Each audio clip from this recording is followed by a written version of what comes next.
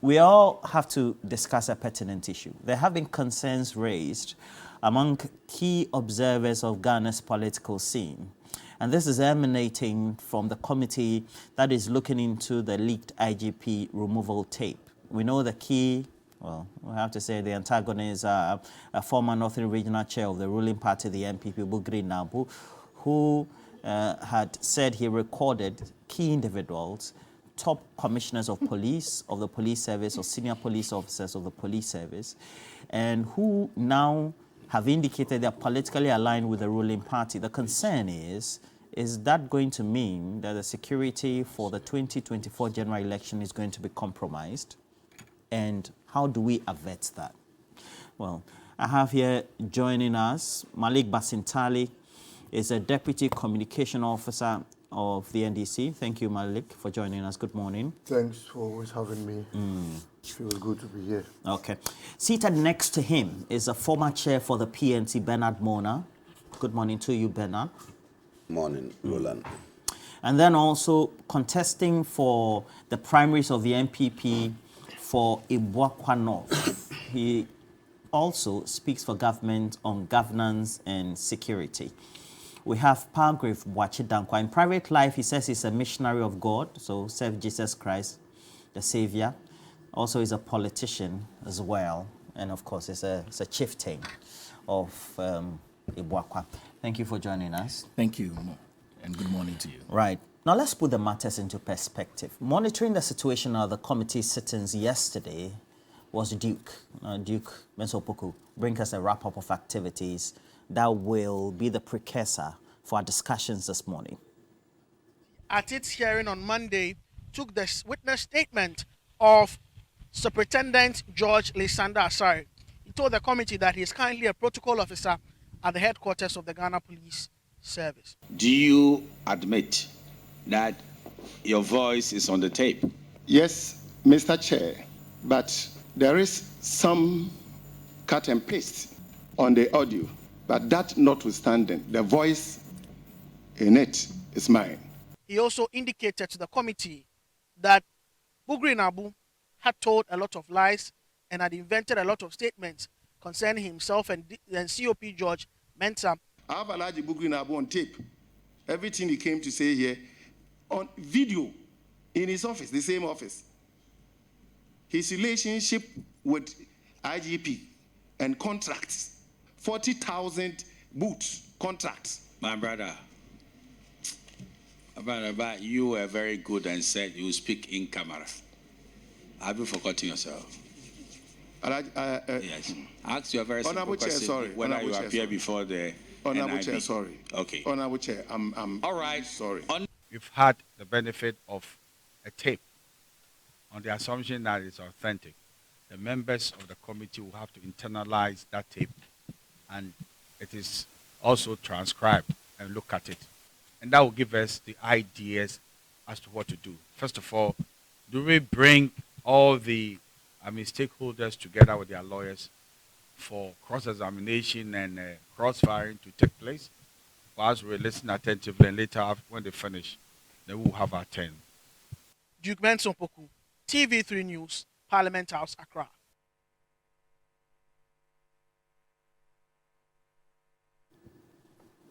And so, Palgrave, since you speak for government on governance and security, you have all your assigns according to what the public is indicating, and that could jeopardize security, at least for the opposition for 2024. It also means that trust for the police and other security institutions is at stake. Should we be worried? All the commissioners are for the MPP. They are aligned. Should the other parties contesting, especially the NDC, be worried for 2024? Roland, a very good morning to you, and very good morning to my colleagues, Bernard and Malik, and to state that you're overstretching the issue. Okay. And let me begin by going into the Ghana Police Service Act and really emphasize the functions of the service. Section 1, and that's Act 350, 1970. Section 1 says that it shall be the duty of the police service to prevent and detect crime, to apprehend offenders, and to maintain public order and safety of persons and property. 2 of Section 1 says that every police officer shall perform such functions as are by law conferred upon a police officer and shall obey all lawful orders and directions in respect of the execution of his service, which he may receive from superiors of the police service. The issue that has come up, I think that it's important that we try to neutralize political infiltration of our public institutions. I have stated that the more we try to politicize the various public institutions, then it means that we are not safe. When society gets mad, there are some neutral places where we need to go for sanity. And I state it like this: the judiciary should be a place where, when society gets mad, we go to the judiciary for sanity because they are non-partisan. When society gets mad, we need to be able to go to the security services to ensure that there is serenity and peace, from the Ghana Police Service to the Ghana Armed Forces to the Ghana National Fire Service to the immigration to the customs. All of these arms of the security environment are important for us to ensure that there is safety and serenity.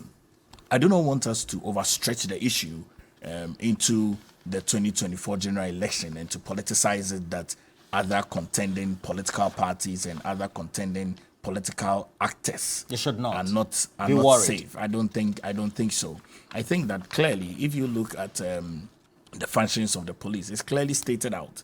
Very clearly their roles and responsibilities, and even if you go to Section 17, which I can go into it, that talks about the conduct and misconduct of police officers, and even emphasizes the fact that you are not supposed to be politically oriented, because when you come into the office, and I will state that Section 17 of the Police Act talks about misconduct and unsatisfactory service. It says that it shall be a misconduct for a police officer to be absent from duty without leave or reasonable excuse, to be insubordinate, to use without lawful authority any property or facilities provided for the purposes of the police service for some purpose not connected to his official duties, to engage in any activity outside his official duties which is likely to involve him in political controversy, or to lead to his taking improper advantage of his position in the police service, to engage in any gainful occupation outside the police service without the consent of the Inspector General of Police, to become a member or to be a member of a trade union or of any association other than an association authorized by the minister, and herein the minister is the Minister of Interior, having similar objectives, to sleep on duty, Why to are take you reading alcohol all and all this? of that. I think that it's important to put this in perspective, primarily because the police service is isolated of any political colorization. How is that? We have a top commissioner who came before a committee composed of well-meaning individuals, even an individual who has served as an integral minister in the Ministry of the Interior, who has occupied a key position, Director General Operations. Even at the time that he was Director General Operations, Ayawaso West War Gun happened. I was there. I saw the mayhem that was caused. I saw the bloodbath, literally, that happened. And then in this secret recording, you have a superintendent who mentions Asen North, the 2024 general elections. And then we have this COP who decides to remove a certain IGP just because he's a party person. He's of the UP tradition, he confesses. And literally also says that he's of the MPP. You're saying any neutral or objective person should not be worried? Apart from all you read by sections from the Act of the Ghana Police Service? I don't think so. You know, to be honest, the IGP, Dr. Dampari, has distinguished himself creditably when the president... That is why we should be worried, Palgrave. No.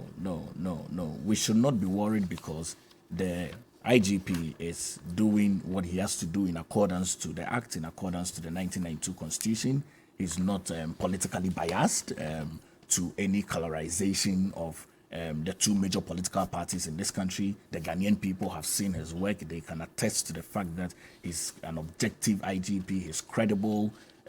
We should isolate the personalization and colorization of other persons who are in the police service that seek to do politics with their service. I mean, when you go into the service, you are trained to be objective, you are trained to be bipartisan. The rules and regulations are clearly there. And I've even stated that even when you come into public office, either president or even the various arms of government where you serve, the moment you take an oath, you decolorize yourself from your political orientation to take the mandate of the nation. Certainly, that has not happened. No, certainly. All these individuals, they took an oath, but they still have liaison activities with key members of the governing party, the MPP. We know the role that Buguri Nabu played prior to 2016.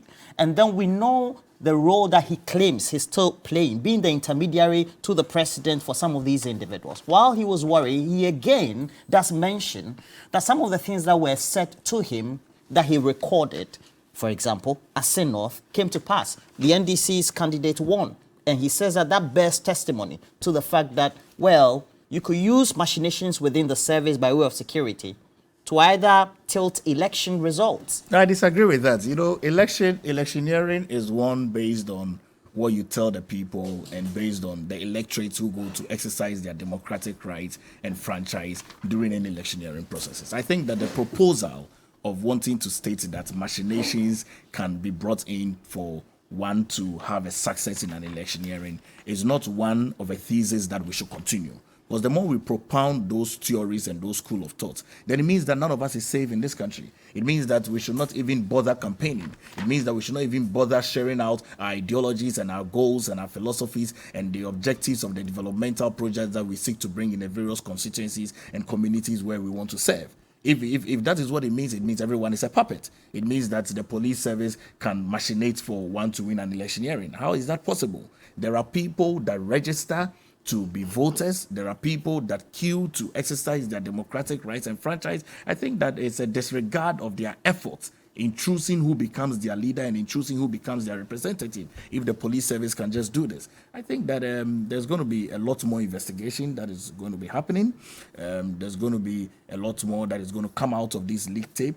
I would have wished that the very beginning of the conversation, especially in Parliament, had been held in camera, because these are very, very sensitive issues, extremely, very, very sensitive, and it's important that as we look at the sensitivity of the issue, we discuss it bipartisanly, and in discussing it bipartisanly, it's also very, very much important that we don't set up some models that becomes dangerous for us in the future as precedents. Malik, you shouldn't be worried. All the political and state actors should not be worried. I'm a bit surprised that my brother intends playing a very fair, balanced, innocent communication angle to this particular topic, when all the ingredients in there seek to suggest some ill thoughts, some orchestrations, some mafia projections into the next election by this man who is standing trial before the committee. It's not standing trial. I mean, virtually, once he's before there, he's being questioned, he's being interrogated. It may not be a criminal trial, but it's a form of trial. In 2019, and it is not true that the police has no role to play in elections in this country, or whoever wins elections in this country. It's not true. In 2019, on the 31st of January, the by-election at Ayawaso West Wagon, a whole police vehicle led by DSP Azugu, ordered by the National Security Minister of the President with the full blessing of the President himself, Nana Addo Dankwa Akufo-Addo, stormed our candidate's house, Delali, shot spontaneously, shot innocent people who are even working in their shops. Before my eyes, and I'm glad that you've testified to it, saw someone's bones dripping down. In the end, the NDC had to pull out of the election midpoint. Who caused it? The police service. The SWAT team under the Ghana Police Service caused our withdrawal in that particular election. If we had proceeded the NDC would have won that seat wholesomely.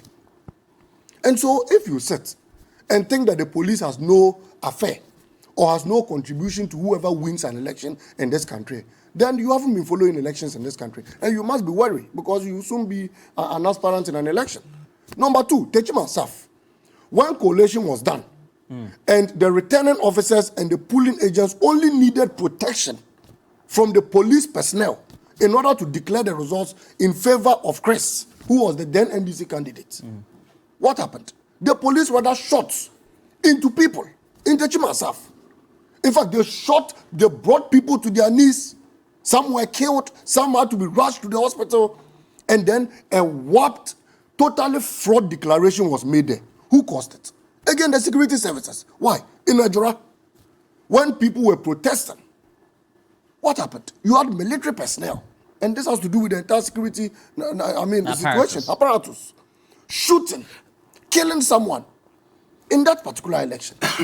And then you think that the security agencies in this country have no contribution. If they didn't, a whole COP wouldn't have been telling us that the 2024 elections, a lot is at stake for the ruling party, and that he has been discussing those issues with the General Secretary of the MPP, Justin Kodria. If there were not dire consequences, a whole COP, Alex Mensah, sitting before the committee, wouldn't have sworn every ghost on this homeland and swore by his life. In fact, forbidden God to make John Dramani Mahama president in 2024. He sat there. If you listen to the tape from 1 to the 50th minute, he kept on swearing. He kept on stating in command. He kept on repeating that for John Mahama to be president in this country over his dead body. But you see, this morning, these are individuals seeking their own self-interest. The COP is not an ordinary individual. And if we do not know who we are speaking about somebody who has risen to the apex of the Ghana Police Service. In fact, from the COP, he could only become IGP or deputy IGP. Aside that, he's ended. And you think that we should take his comments lightly. Look, I think that he should have been charged for treason by now. Because you don't sit down and swear everything, stating emphatically that a multi-party state like Ghana should have only one political party, all because he sat there and said his family belonged to the Dankwa Buzia tradition. He is a known MPP member. All his life he's been an MPP member. And so what? And so what? Are you the will of the people? Do you determine who the people votes for? Do you determine who the people of this country instill power in?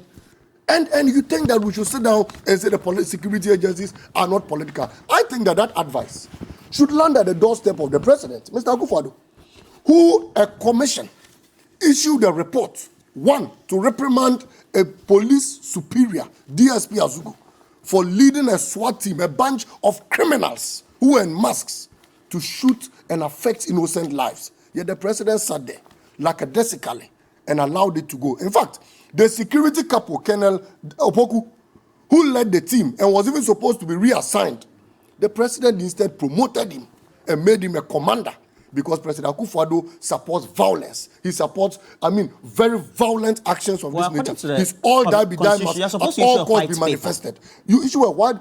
The commission's report is supposed, even though it is not a committee, a criminal proceeding, the commission's report is supposed to be used as a guide. In 6 months, be implemented by a high court. What did the president do? He boo-booed it. He wrote, he issued a white paper stating his stance on it, something we had all listened to, something which admission had been clear, all because he supports violence in this land. I feel sad, especially for the junior police officer today, watching us, because their superiors, who are supposed to be fighting for bulletproof vests for them, their superiors, who are supposed to be fighting for, very sophisticated weapons, their superiors, who are supposed to be concerned with they dying in bullion vans and they sacrificing their lives on the streets, rather sit down and all they talk about is that we will help this current government break the eight and that he has the strategy. He has the mafia tactics. When they brought their mafia to Asen North, and I was there, and I'm surprised that a paragraph didn't mention that.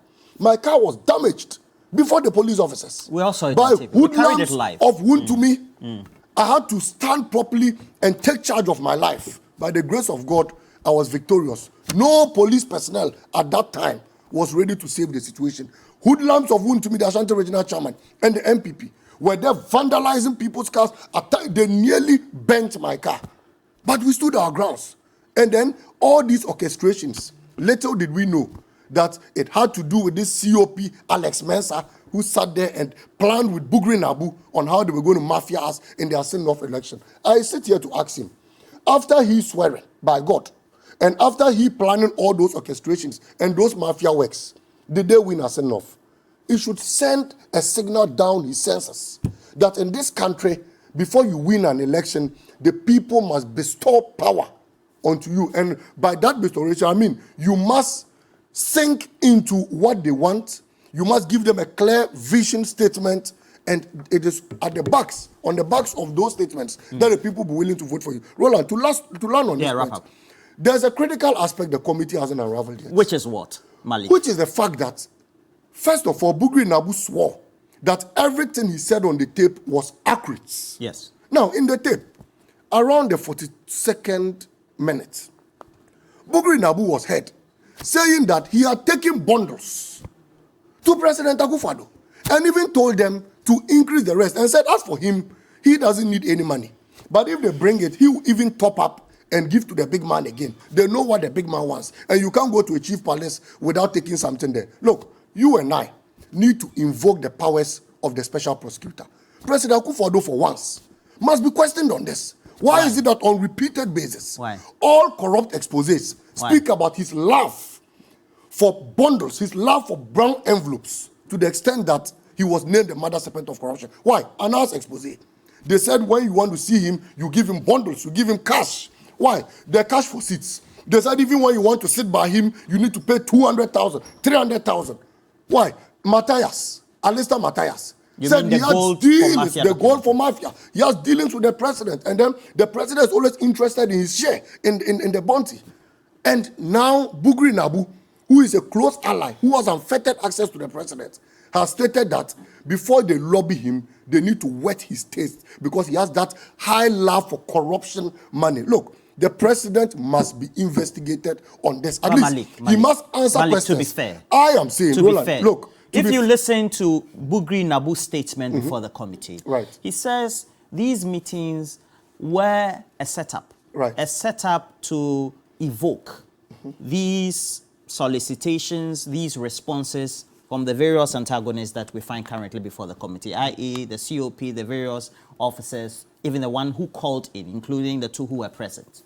Bugri Nabu said he had taken the first tranche of money to the chief's palace. And I'm saying that these is the were president's setups. doorsteps. If it was a setup, the president should bring that bundle back. Because in the tape, he said he has already sent the bundle and he's giving the man the brown envelope. If indeed it's a setup today, President Akufo-Addo should return the brown envelope so we give it back to source. And then at least we know that as for the second brown envelope, it hadn't come yet. But the first brown envelope that the president received, he must answer questions as to why he received that corrupt money, as to why he accepted that lobby, because people had come to whet his appetite with what he so desires, and that is brown envelopes filled with money. The president must be asked to account. At the end of the day, again, if you listen to Bugri Nabu, he says these were just set up dramas to make sure that we have all these individuals come before him, and then he gets to know what their ambitions are. So it's possible there's really no envelope. Now, two, as a politically exposed person, former chair of a political party, the PNC, are you worried that these individuals who have aligned clearly with political parties, i.e. the ruling party especially, you should be worried for the security for 2024 general elections, how free and fair it should be or will be? Thank you, and good morning to my colleagues who are here, and a special good morning to my big brother, Anthony Gingong. And just to send a signal that he should stop tormenting me, and to also remember that my Momo account is active. That's all I want to tell him this morning. Do cash out. No, I'm reminding my brother that my Momo account is active. Mr. Gingong, please send it. Yes. No, I didn't say he should This send. is what we call using public platforms for private gains. So Solicitation. what I just want to launch on this morning is the threat that our democracy finds itself in now. And that as we speak, you know that some people are said to have been on a WhatsApp group and that they were trying to organize a coup. And they are before courts for how many years now? This is the third year. This the DCOP Agozo. who came and lamented about the powers of politicians in the Ghana Police Service, and that the police service really is nothing but what the politicians want. He indicated the powers of the president and the politician when you have to appoint persons into the police service, and said that if you give them such, and this is in the constitution, how do you expect the Ghana Police Service to perform its role as a neutral security agency? He pointed out to the truth. In the end, he was implicated because a WhatsApp group has been formed and then they arrested him. And I recall COP Kofi Boache. In one of the sections that he had, he was talking and said no, he had to hold back because the very things that Agozo, one of his colleagues, had indicated are hindering the progress of the police service. And that when you speak, you are targeted. And because of that, he will not speak. How many times have we not seen police brutalizations? During registration of persons to be on the voters register. And then somebody come and sit down and tell you that, no, police, they will not do anything. Yes, people will go and vote. I have no doubt that people will go and vote. But if on an election day, I am standing for elections, and you come to Sankana where the people are determined that I should win the elections. Sankana? Yes. Then all of a sudden, the police come there in their numbers, in their riot gear, and start even firing warning shots. Initially, you know what will happen? People will disperse. They will run for cover. It will take them some considerable time to regroup. Some may not come back at all. And Sankana will be seen as my strong zone. So when they run and they will not come back and vote, even if calm is restored and you open, that people should come and vote, and they get there, only few and limited numbers will come and vote. I would have lost the elections, and you come and tell me that the police did not do anything untoward. That is the kind of attributes that COP George Alex Mensah possesses in full. Go, use the police, intimidate, scatter people, and out of annoyance, as it happened in Ayawaso West Wagon, the NDC, for instance, that were participating, decided to withdraw. So the MPP would have won the elections, courtesy the actions of the police.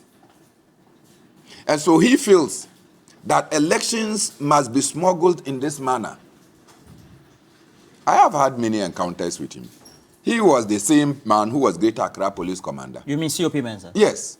He was the Greater Accra Police Commander. When we had notified the police about the Ghana-Togo Solidarity Rally, you remember at Kawukudi? Yes.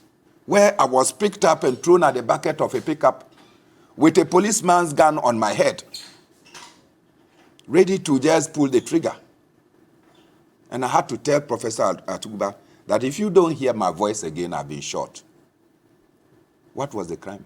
No crime. People had notified you more than 11 days for an event, and it was just a rally. This is the attribute. I have seen it. Gani. What COP can do when he was Greater Accra Commander, it affected me.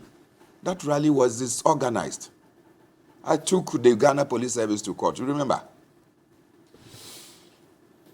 So, when they come and say this, and in the end, he's accusing IGP Dampi of recording or instigating the recordings.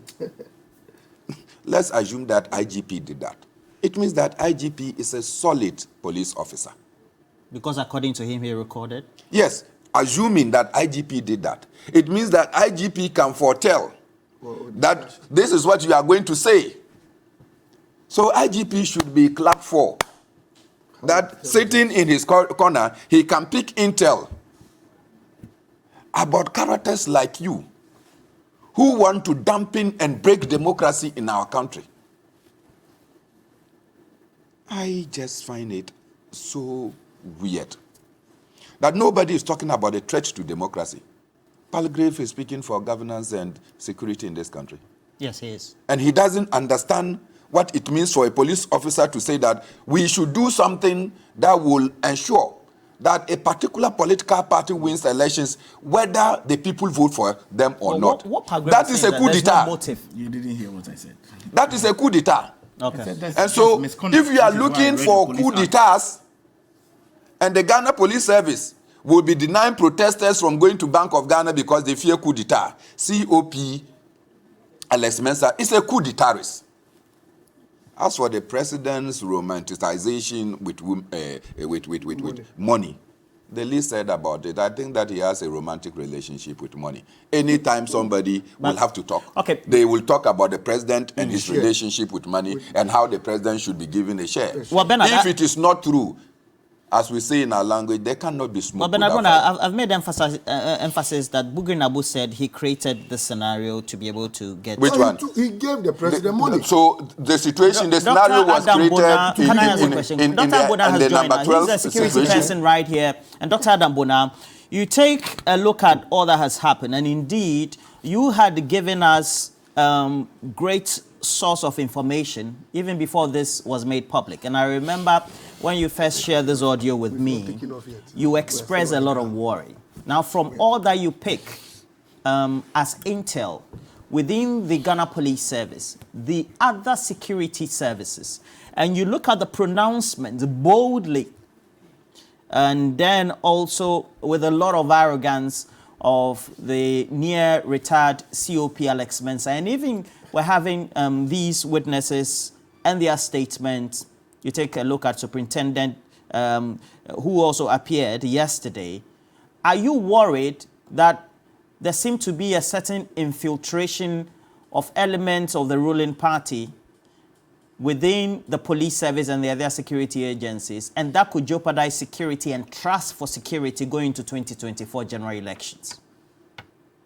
Oh yes, Roland, good morning. Let me say good morning to my brother, Bernard Mona, Palgrave, my colleague, and the other panelists, and then also to your viewers. Yes, it's sad. I've just seen a video that is published on Ghana Web this morning. This is a video, I don't know whether you've seen it. It's a video involving, they said, I think, Superintendent Asari and Bugri Nabu. And you can see in the video, Superintendent Asari is insisting that IGP must go. If not, the MPP will not win the election. And he told Bugri Nabu that IGP must go in June. I think this recording might have been done. This recording is done after Asin North elections, because you can see him telling Chief Bugri Nabu, that the police didn't help the party to win the seat at Asin North, and I think he even went further to allege that a certain COP Awuni is an NDC man, and all the Puma members are NDC people, and they were sent to Asin North to help win the seats.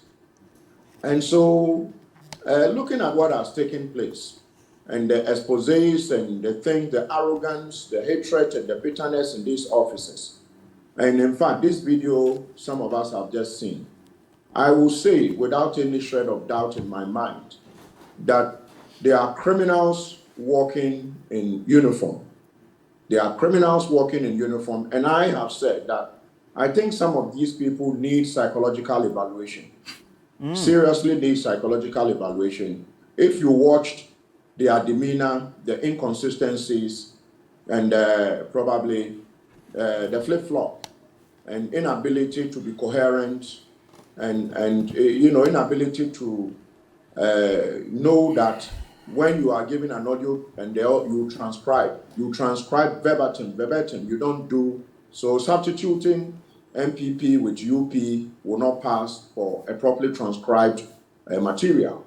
And so, Roland, what I will say is that I am surprised at the police council, because this shameful attitude of these officers, or these disgraced officers, actually have indicted the police council. And as we speak, you know that in the audio somewhere they said they indicted the sitting vice president. That even the sitting vice president is not in good talking, or is not in talking relation with the IGP. And I was thinking, I have never seen this before. I said it yesterday on another network. I have never seen this before, where such an activity or such officers have been caught clearly in such commotion, and they are still in uniform undergoing interrogation. I've never seen it before. I stand to be corrected, because usually you are interdicted first. Okay. You lose some of your entitlements.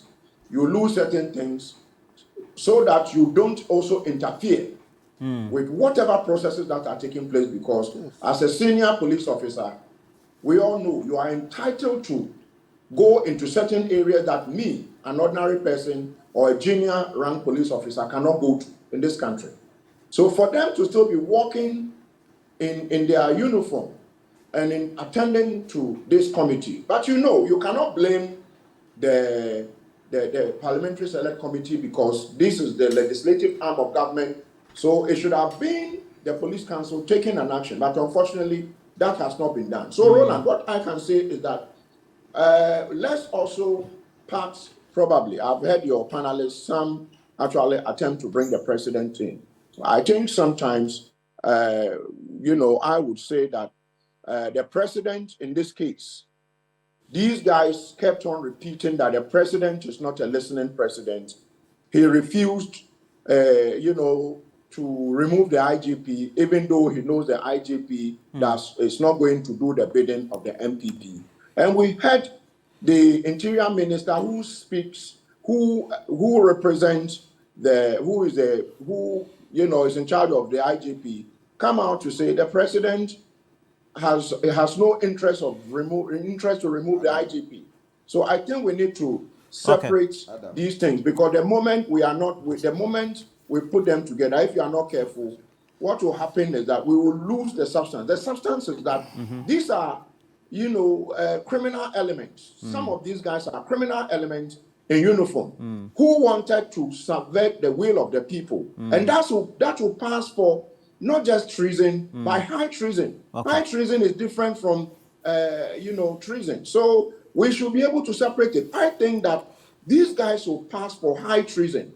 If the likes of Dr. Godro, the McPalm tape, and others ended up in court, and I must say emphatically again that Dr. Godro is facing interdiction as he goes to court every day. And you have these guys who have done what is despicable in uniform, arrogantly put out the issues to make us believe that police administrative matters should be looked at from the angle of political lens. What they did was typical of criminal elements who claim to be politicians in uniform, who are telling us that, Roland, you know what, there are administrative issues that we are not happy with the president. Sorry, with even the president, the vice president, and the IGP.